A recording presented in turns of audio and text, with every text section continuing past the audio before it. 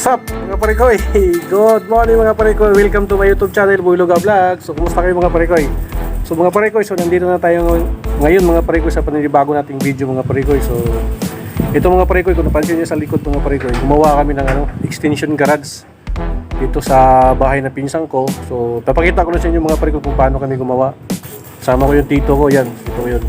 So yan mga parikoy, siya nga pala, huwag nyo kalimutan na subscribe yung YouTube channel ko mga parikoy, at saka huwag nyo kalimutan na kalimbangin yung notification bell para sa lahat ng aking mga video mga parikoy, ma-notify kayo mga parikoy. So yan mga parikoy, tingnan nyo mga parikoy, so gumawa, yan, medyo nakagawa na kami ng ganyan, nakaklito na, pero kakaumpisa pa lang namin. So yan, tingnan nyo mga parikoy kung paano kami gawin mga parikoy.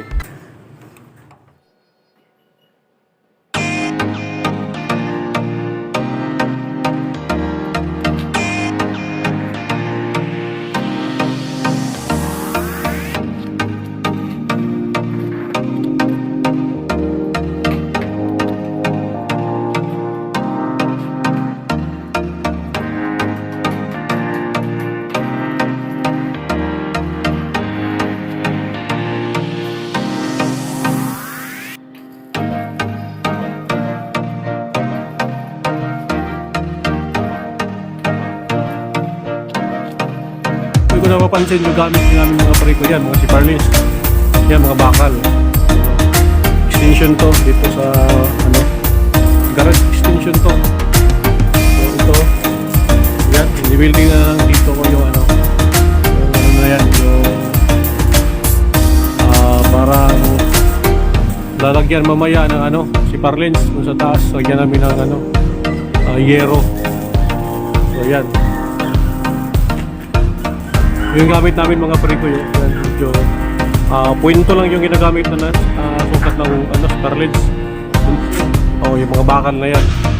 So yan, nakadikit dyan sa gilid yan, yan, gilid na yan.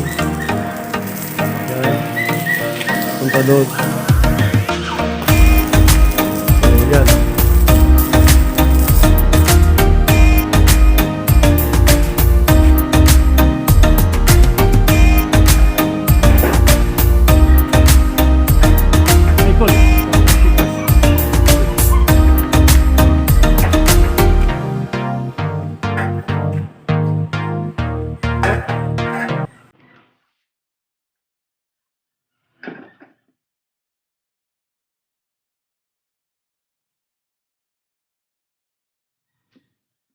Bakal, jadi na.